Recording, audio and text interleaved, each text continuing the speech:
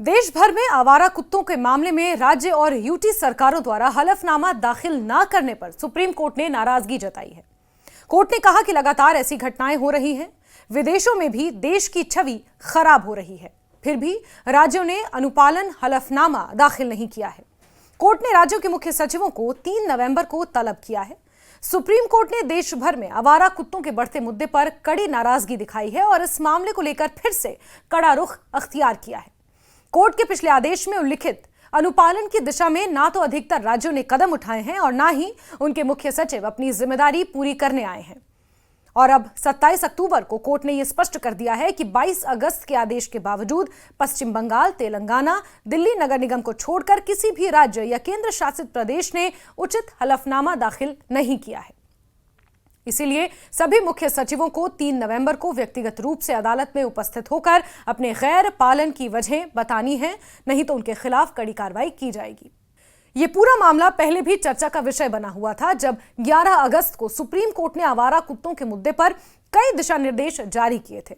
उस समय कोर्ट ने दिल्ली एनसीआर के अधिकारियों को यह आदेश दिया था कि सभी इलाकों से आवारा कुत्तों को पकड़कर जल्द से जल्द शेल्टर होम्स में भेजा जाए और उनका टीकाकरण किया जाए। कोर्ट ने यह चेतावनी दी थी कि यदि इन कुत्तों का सही ढंग से टीकाकरण और नसबंदी नहीं की गई तो नतीजा गंभीर हो सकता है, जिसमें रेबीज का खतरा और मानव जानवर की टकराव की घटनाएं बढ़ सकती हैं। इन आदेशों के बाद भी कई राज्य और केंद्र शासित प्रदेश अदालत की अवहेलना करते दिखे और इस मामले का दायरा पूरे देश में फैल गया। जून 2025 में जब न्यायालय ने अपने आदेश में संशोधन किया तो यह तय किया गया कि आवारा कुत्तों को पकड़कर नसबंदी और टीकाकरण के बाद ही छोड़ा जाए। लेकिन इस नियम का पालन न होने के चलते कोर्ट ने सख्त टिप्पणी की कि यदि 3 नवंबर तक मुख्य सचिव अपनी जिम्मेदारी पूरी नहीं करते हैं तो उनके खिलाफ कड़ी कार्रवाई निश्चित है। इस पूरे प्रकरण में मीडिया की भूमिका भी बहुत स्पष्ट है। सोशल मीडिया और न्यूज चैनलों पर इस मुद्दे को लेकर लगातार रिपोर्टिंग हो रही है। कई जानकारों का मानना है कि आवारा कुत्तों का बढ़ता आतंक और उसका सरकारें उपेक्षा करना भारत की इमेज को देश विदेश में नुकसान पहुंचा रहा है, जिसका उल्लेख सुप्रीम कोर्ट ने भी किया।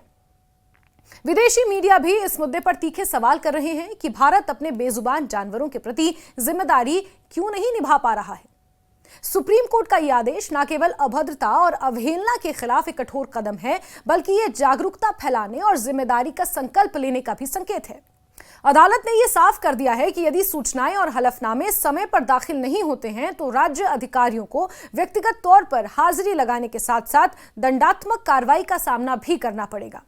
इस आदेश का मकसद उन प्रदूषण और जन स्वास्थ्य के खतरे को कम करना है जो बिना नियंत्रण के आवारा कुत्तों के कारण उत्पन्न हो रहे हैं। यह प्रक्रिया अब केवल प्रशासनिक नहीं बल्कि सामाजिक और मानवाधिकार संबंधित भी है। सरकारें और संबंधित विभाग अब इन आदेशों का सख्ती से पालन करने के लिए प्रतिबद्ध हैं। जनता में जागरूकता फैलाने, पशुधन संरक्षण और आवारा जानवरों का सही तरीके से ट्रीटमेंट सुनिश्चित करने के लिए भी नए नियम लागू किए जा रहे हैं।